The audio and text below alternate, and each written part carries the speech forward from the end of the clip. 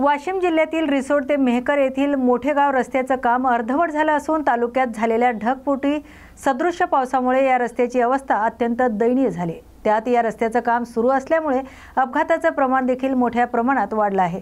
असाच एक अपघात तालुक्यातील नागरिक शिवाजी देशमुख यांचा झालाय। संबंधित बांधकाम आणि परिवहन विभागाने या ठिकाणी कोणत्याही प्रकारची दिशादर्शक फलक लावले नसून या रस्त्याचं बांधकाम अर्धवट सोडलं। त्यामुळे भविष्यातही या रस्त्यावरून कित्येक जणांचा अपघात होऊन जीव जाण्याची शक्यता नाकारता येत नाही। त्यामुळे या निष्क्रिय ठेकेदार आणि अधिकाऱ्याला सेवेतून बडतर्फ करावं अशी मागणी रिसोड येथील नागरिक करत आहेत। या बातमीचा आढावा घेतलाय आमचे प्रतिनिधी ज्ञानेश प्रसाद यांनी। सिंदखेड तालुक्यातील ताडशिवणी येथील नामवंत कीर्तनकार हरिभक्त पारायण बाबूराव महाराज काळे यांचे चिरंजीव मुकेश काळे यांनी अत्यंत गरिबी परिस्थितीतून अनेक संकटावर मात करत स्वतःचा व्यवसाय उभा करून आई वडिलांचा सन्मान उंचावला आहे। काही काळ बालाजी अर्पण बँक दुसरबीड येथे रोखपाल आणि नंतर SBI कार्डमध्ये 6 वर्ष सेवा केल्यानंतर त्यांनी स्वतःचा व्यवसाय उभारण्याचा निर्धार केला। छत्रपती संभाजीनगरमधील प्रोझोन मॉल परिसरात भाडे तत्वावर छोटेसे कार्यालय घेतलं। आई वडिलांच्या हस्ते उद्घाटन करून जॉब प्लेसमेंट ऑफिसची सुरुवात केली। या उपक्रमातून अनेक सुशिक्षित बेरोजगार तरुणांना त्यांनी रोजगाराची संधी उपलब्ध करून दिली। या कार्याची दखल घेत टायफोन ग्रुपने 22 एप्रिल 2025 रोजी कोल्हापूर येथे मुकेश यांना अभिनेत्री प्रार्थना बेहरे यांच्या हस्ते भारत उद्योग गौरव पुरस्कार प्रदान करण्यात आला। त्याचबरोबर अनाथ सेवक सामाजिक कल्याण संस्थेच्या वीर शिव छत्रपती महाराष्ट्र रत्न पुरस्काराची देखील ते मानकरी ठरले। आज मुकेश काळे महाराष्ट्रभर आपल्या कार्याचा ठसा उमटत असून तळागाळातील युवकांना स्वावलंबी करण्यासाठी अविरत प्रयत्नशील आहेत। महाराष्ट्रातील प्रत्येक जिल्ह्यात जॉब प्लेसमेंट ऑफिस उभारून अधिकाधिक युवकांना रोजगारांची संधी उपलब्ध करून देणे असा संकल्प त्यांनी केलाय। या तळागाळातील युवकांसाठी माझा हात सदैव मदतीसाठी पुढे असेल असा ठाम आणि जिद्दी शब्दात मुकेश काळे यांनी आपले मनोगत व्यक्त केले। या बातमीचा आढावा घेतलाय आमचे प्रतिनिधी ब्रह्मानंद वाकोडे यांनी। अकोला जिल्ह्यात आगामी सण उत्सवानिमित्त अकोट शहर पोलीस स्थानकाच्या सावली सभागृहात शांतता समितीची सभा संपन्न झाली। या सभेत पोलीस अधीक्षक अर्चित चांडक यांची प्रमुख उपस्थिती होती। तसेच इतर पोलीस अधिकारी आणि इतर विभागाचे मान्यवर, शांतता समितीचे सदस्य, शहरातील प्रतिष्ठित नागरिक आणि पत्रकार बांधव उपस्थित होते। या बातमीचा आढावा घेतलाय आमचे प्रतिनिधी विशाल गवई यांनी। सेनगाव तालुक्यातील खैरखेडा ग्रामपंचायतीचे सरपंच अलका रामदास मोरे यांनी संभाजीनगरच्या विभागीय आयुक्तांनी 14 ऑगस्ट 2024 रोजी दिलेल्या आदेशाविरोधात महाराष्ट्र ग्रामपंचायत अधिनियम कलमांतर्गत विकास मंत्री यांच्याकडे अपील दाखल केले होते। या प्रकरणाची सुनावणी 22 मे 2025 रोजी झाली। सुनावणीनंतर 6 ऑगस्ट 2025 रोजी ग्रामविकास मंत्री यांनी अंतिम आदेश मंजूर केला। तर या आदेशाची प्रत विभागीय आयुक्त, जिल्हा परिषद हिंगोली आणि ग्रामपंचायत खैरखेडा यांना पाठवण्यात आली असून जिल्हा परिषदेला आदेशाची लेखी प्रत संबंधितांना तात्काळ देण्याची सूचना केल्या आहेत। या बातमीचा आढावा घेतलाय आमचे प्रतिनिधी राजू मगर यांनी। मी विलास शालिग्राम मोरे, राहणार खैरखेडा तालुका, सेनगाव जिल्हा हिंगोली। खैरखेडा येथील एक गावकरी आमच्या येथील ग्रामपंचायत सरपंच यांनी फर्निचरचा घोटाळा केल्यामुळे माननीय श्री आयुक्त संभाजीनगर यांनी त्यांना अपात्र केलं व त्यांच्या विरोधात सरपंचांनी स्टे अँड एसटी ग्रामविकास मंत्री यांच्याकडे अपील दाखल केली। 7-8-10 महिन्या अगोदर तिथेही त्यांना त्याची अपील खारिज करून त्यांना अपात्र घोषित केलं। फक्त मुद्दा एकच की सरपंचांनी जो फर्निचरचा घोटाळा केला त्या घोटाळ्यामध्ये आयुक्त साहेबांनी जो निकाल दिला तो निकाल ग्रामविकास मंत्र्यांनी कायम ठेवला। पुन्हा सरपंच खैरखेडा येथील अपात्र झाला व त्यानंतर खैरखेडा येथील पाण्याची दुर्व्यवस्था होती। आपले जे ठेकेदार होते उटीचे घनश्याम ढवळे म्हणून त्यांनी काम घेतलं। फक्त वारंवार सरपंचाचा एकच तकादा की मला टक्केवारी किती देतो, मला टक्केवारी किती देतो, या तकाद्याला कंटाळून त्यांनी काम सोडून दिले। त्यानंतर हे काम आपले परभणीचे ठेकेदार घुले ठेकेदार म्हणून त्यांनी घेतलं। त्याही ठेकेदारास कामासाठी मला पैसे दे वारंवार करतात त्याही ठेकेदारांनी काम अर्धवट सोडून काम बंद ठेवले आहे। यामुळे फक्त सरपंचाचं एकच ध्येय फक्त ते म्हणजे फक्त मला टक्केवारी किती देता, काय देता, त्याच्या पलीकडे काही नाही आणि बाकी सगळी जनता त्रस्त आहे। आणि शेवटी उशिरा का होईना पण शासनाने याची दखल घेऊन संबंधित गावकऱ्यांना न्याय दिला. शेवटी सत्याचा विजय झाला आणि असत्याचा पराजय झाला.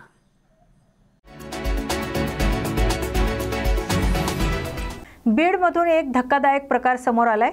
जिल्हा रुग्णालयात उपचारादरम्यान एका महिलेचा मृत्यू झाल्यानंतर शव विच्छेदनासाठी नेलेल्या महिलेच्या अंगावरचं सोनं चोरट्याने चोरलंय. ही बाब नातेवाईकांच्या निर्देशनात आल्यानंतर त्यांनी तात्काळ जिल्हा रुग्णालयात ठिय्या मांडला.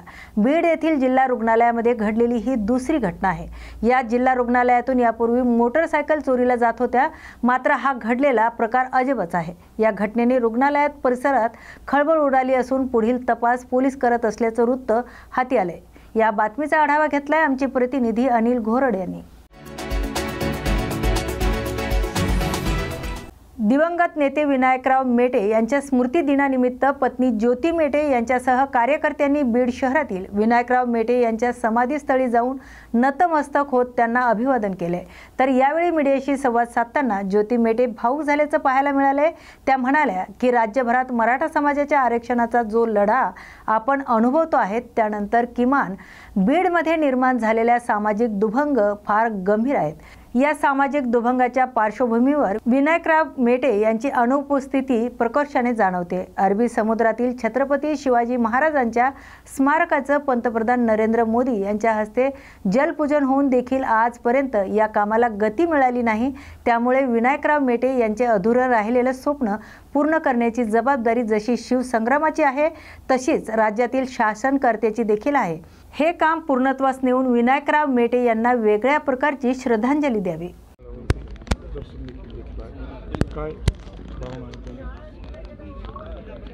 खरं तर 14 ऑगस्ट 2022 हा आमच्या सगळ्यांच्याच आयुष्यातला काळा दिवस आहे. जे स्वातंत्र्य दिनाच्या पूर्वसंध्येला साहेब मराठा आरक्षणाविषयक बैठकीला मुंबईस जात असताना हा दुर्दैवी अपघात झाला आणि साहेबांना काळाने आमच्यापासून हिरावून नेलं. परंतु ज्या बैठकीसाठी साहेब जात होते त्या मराठा समाजाच्या आजही प्रलंबित असणाऱ्या मागण्या आणि साहेबांनी हयात ज्या गोष्टीचा पाठपुरावा केला ते म्हणजे जगाचं आराध्य दैवत असणाऱ्या छत्रपती शिवाजी महाराजांचं अरबी समुद्रातलं स्मारक, ज्याचं जलपूजन देशाच्या पंतप्रधानांच्या हस्ते पार पडूनही आजपर्यंत या स्मारक नाही. त्यामुळे साहेबांचं अधुरं स्वप्न पूर्ण करण्याची जबाबदारी जशी शिवसंग्रामची आहे तशीच या राज्यातील शासनकर्त्यांचीही आहे. त्यामुळे ही मागणी लवकरात लवकर पूर्णत्वास नेऊन साहेबांना एका वेगळ्या प्रकारे श्रद्धांजली अर्पण करण्यात यावी असं आमचं मत आहे. महाराष्ट्राचं सक्षम नेतृत्व, लातूरचे विकासरत्न लोकनेते स्वर्गीय विलासराव देशमुख यांची आज स्मृती दिन. या निमित्ताने बाभुळगाव येथील विलास बागेत विलासराव देशमुख यांना अभिवादन करण्यासाठी जनसागर लोटला होता. कोणताही पक्ष नाही, कोणतेही मतभेद नाहीत, फक्त विलासराव देशमुख यांच्यावर असणारा निखळ श्रद्धा आणि प्रेम यासाठी सर्व पक्षीय नेत्यांनी विलासराव देशमुख यांना आदरांजली वाहून अभिवादन केले. या प्रसंगी लातूर जिल्ह्याचे पालकमंत्री शिवेंद्रसिंह राजे भोसले यांनी देखील आदरांजली वाहिली. स्वातंत्र्य दिनाचा उत्सव देशभरात साजरा होत आहे. याच पार्श्वभूमीवर बीड शहरातील सर्व शाळांच्या वतीने डॉक्टर बाबासाहेब आंबेडकर चौकातून भव्य दिव्य अशी तिरंगा रॅली काढण्यात आली. या रॅलीमध्ये भाजपच्या कार्यकर्त्यांचा सहभाग नोंदवलाय. तर शालेय विद्यार्थ्यांना हातात तिरंगा घेऊन भारत माता की जय, वंदे मातरम अशा जोरदार घोषणा देत सहभाग घेतलाय. या रॅलीचा समारोप छत्रपती शिवाजी महाराज चौकात राष्ट्रगीताने करण्यात आलाय. पहलगाममध्ये जो हल्ला झाला होता त्या ठिकाणी अतिरेक्यांचा खात्मा करण्याचं काम भारतीय सैनिकांनी ऑपरेशन सिंदूर अभियानाच्या माध्यमातून केलं. त्याचं औचित्य साधून आणि भारतीय स्वातंत्र्य दिनाचं औचित्य साधून आज बीड शहरामध्ये माननीय पंतप्रधान आदरणीय नरेंद्रजी मोदी, माननीय मुख्यमंत्री देवेंद्रजी फडणवीस आणि आमच्या नेत्या माननीय लोकनेत्या पंकजाताई मुंडे यांच्या सूचनेनुसार व मार्गदर्शनाखाली आज बीड शहरामध्ये तिरंगा रॅलीचं आयोजन केलं होतं. यामध्ये सर्व बीडकर, तुम्ही आम्ही बीडकर म्हणून या ठिकाणी सहभागी झालो आणि आपला हा स्वातंत्र्याचा जो काही उत्सव आहे तो आणि तिरंगा रॅली या ठिकाणी संपन्न झाली. आपण मध्ये जी भाजपच्या पदाधिकाऱ्यांची संख्या आणि लोकांची, यामध्ये विद्यार्थ्यांची संख्या जास्त दिसते. या ठिकाणी विद्यार्थ्यांचा कारण तरुण वयामध्ये जे विद्यार्थी आहेत त्यांचा उत्साह वाढवणं, त्यांना आपली देशभक्तीबद्दल माहिती होणं, स्वातंत्र्य दिनाचं महत्त्व आणि ऑपरेशन सिंदूरमध्ये झालेली कारवाई याची सर्व माहिती त्यांना मिळावी, त्या उद्देशाने आम्ही त्यांनासुद्धा या ठिकाणी सहभागी करून घेतलेलं आहे. सर खालापूर शहरात हर घर तिरंगा मोहिमेच्या वतीने तिरंगा रॅलीचं आयोजन करण्यात आले होते.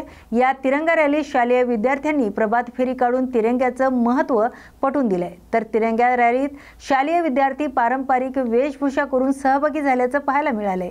या तिरंगा रॅलीत खालापूर शहरातील कार्यालयाचे अधिकारी, खालापूर नगरपंचायतचे पदाधिकारी, मुख्य अधिकारी, अधिकारी वर्ग, शालेय शिक्षक, विद्यार्थी मोठ्या संख्येने उपस्थित झाले होते. जालना जिल्ह्यातील बदनापूर पोलिसांनी गेवराई फाटा येथे हॉटेल शिवराज मध्ये सुरू असलेल्या वेश्या व्यवसाय अड्ड्यावर छापा टाकत 3 महिला आणि 4 पुरुषांना ताब्यात घेतलंय, अशी माहिती बदनापूर पोलीस ठाण्याचे पोलीस निरीक्षक मच्छिंद्रनाथ सुरोशे यांनी दिली. सदर महिलांची राज्य महिला गृहात रवानगी करण्यात आली असून हॉटेल चालकावर गुन्हा दाखल करण्यात आलाय. सदरची कार्यवाही पोलीस अधीक्षक अजय कुमार बन्सल, अप्पर पोलीस अधीक्षक आयुष नोपानी, उपविभागीय पोलीस अधिकारी कुलकर्णी यांच्या मार्गदर्शनाखाली सहाय्यक पोलीस निरीक्षक करेवाड आणि त्यांच्या सहकार्याने केली. सर काय सांगाल, कारवाई करण्यात आली आहे, काय विशेष माहिती? काल बदनापूर हद्दीतील गेवराई फाट्याच्या समोर शिवराज हॉटेलवर माहिती मिळाली की काही महिला वेश्या व्यवसायासाठी येतात. त्यावरून आम्ही EPI करेवाड मॅडम, उकलारे PSI आणि बाकी पोलीस स्टाफसह आम्ही जाऊन रेड केली असता त्या ठिकाणी 3 महिला आणि 4 पुरुष मिळून आले. त्यांना ताब्यात घेऊन कायदेशीर कारवाई केली. महिलांना कोर्टात हजर करून रात्री राज्य सुधारगृहामध्ये दाखल करण्यात आलेले आहे. सदरच्या महिला हा संभाजीनगर जालना येथील आहेत. सदरची कारवाई ही माननीय पोलीस अधीक्षक श्री बन्सल सर, अपर पोलीस अधीक्षक Shri Nopani sir, SDPO sir Kulkarni sir यांच्या मार्गदर्शनाखाली करण्यात आलेली आहे. धन्यवाद. समाजामध्ये वाढत्या प्रमाणावर अंमली पदार्थाच्या व्यसनामुळे होणारे दुष्परिणाम लक्षात घेऊन येवला शहर पोलीस विभाग आणि SND कॉलेज यांच्या संयुक्त विद्यमाने येवला बस स्थानकावर भव्य जनजागृती मोहीम राबवण्यात आली. या मोहिमेचा मुख्य आकर्षण ठरलेले पथनाट्य विशेषतः तरुण वर्गाच्या मनाला भिडणार होते. विद्यार्थ्यांनी स्वतः लिहिलेलं आणि सादर केलेले हे पथनाट्य अंमली पदार्थाच्या व्यसनामुळे होणारा मानसिक, शारीरिक आणि सामाजिक परिणाम जिवंत चित्रणातून दाखवण्यात आले. सर्व नागरिकांना, येवला रहिवाशांना एक संदेश देऊ इच्छितो की आपल्याकडे जे काही अंमली पदार्थ आहेत, उदाहरणार्थ गांजा, अफू, MD ड्रग्ज, तसेच काही मुलं व्यसनासाठी जे सोल्युशन आहे ज्याचा वापर व्हायटरमध्ये करतो त्या सोल्युशनचा, बामचा वापर किंवा ते ट्रायका म्हणून गोळ्या येतात, अल्फ्राझोल म्हणून गोळ्या येतात, ह्या गोळ्यांचा वापर नशेसाठी करतात, कोरेक्सचा वापर करतात. हे सर्व ज्या गोष्टी आहेत ह्या बॅन आहेत. कोरेक्स आणि अल्फ्राझोल ह्या गोळ्या आहेत, ह्या विदाऊट प्रिस्क्रिप्शन मेडिकलवाल्याने विकणे हा सुद्धा गुन्हा आहे. जर अशा प्रकारे मेडिकलवाल्याने विदाऊट प्रिस्क्रिप्शन या जर गोळ्या औषधं कोणाला दिली तर नक्कीच मेडिकलवाल्यावर मेडिकल प्रॅक्टिशनर ॲक्ट खाली त्याच्यावरती कारवाईसाठी तो पात्र राहील. आणि माझी सर्व नागरिकांना एकच विनंती आहे की नशामुक्त राहा, चांगलं आरोग्यदायी राहा, आपलं जीवन सुकर करा, कारण नशेचा शेवट हा जेल किंवा मृत्यू हाच आहे. नागरिकांच्या सुविधासाठी महत्त्वपूर्ण असलेल्या उड्डाणपुलाचं काम अतिशय संत गतीने सुरू आहे. त्यामुळे नागरिक आणि विद्यार्थ्यांना त्रास सहन करावा लागतोय. त्यामुळे वणी तालुक्यातील चिखलगाव येथे मनसे कार्यकर्त्यांनी उड्डाणपुलाच्या पिलरवर चढून आंदोलन केले. खराब रस्त्यामुळे नागरिकांना त्रास होत असून उड्डाणपूल बांधकाम करणारी कंपनी कोणत्याही उपाययोजना करत नसल्याबद्दल मनसे नेते राजू उंबरकर यांनी संताप व्यक्त केलाय. 2 वर्षापासून या वणी शहरात जे मुख्य महामार्ग आहेत, जे शहराला जोडणारे, वणी शहराला जोडणारे 2 महामार्ग आहेत, ते दोन्ही महामार्ग या महारेलच्या पुलामुळे विस्कळीत झालेले आहेत. इथं कुठल्याही प्रकारचं यांचं नियोजन नाही आणि काम एवढ्या संत गतीने आहे की यांची टाईम लिमिट होऊन सुद्धा आजपर्यंत काम पूर्ण झालेलं नाही. आणि याचं सर्व नागरिकांना दवाखान्याची सुविधामध्ये हे होतं, विद्यार्थी अडचणी देत आहेत. सर्वसामान्य नागरिक अडचणी येत आहेत, व्यापारी या धुळीमुळे अडचणीत येत आहेत आणि या सर्वांचा निषेध म्हणून आज महाराष्ट्र नवनिर्माण सेनेचा हा रस्ता रोकोचा विषय होता आणि निश्चितच आता डिपार्टमेंटली माणसं येणार आहेत आणि ते जोपर्यंत आम्हाला कायमस्वरूपी याचा तोडगा काढणार नाही तोपर्यंत हे आंदोलन असंच सुरू राहील. ते पोलीस अधिकाऱ्यांनी जबाबदारी घेतलेली आहे. आता ते पोलीस स्टेशनला येणार आहेत सर्वजण आणि त्या प्रकारे चर्चा करून जोपर्यंत इथल्या नागरिकांना याच्यातून सुटका होणार नाही महारेलच्या त्रासातून तोपर्यंत महाराष्ट्र नवनिर्माण सेना याहीपेक्षा मोठं आंदोलन करेल. अशाच नव्या आणि ताज्या बातम्या पाहण्यासाठी पाहत राहा न्यूज मराठी 24/7. नवा भारत नवा विचार.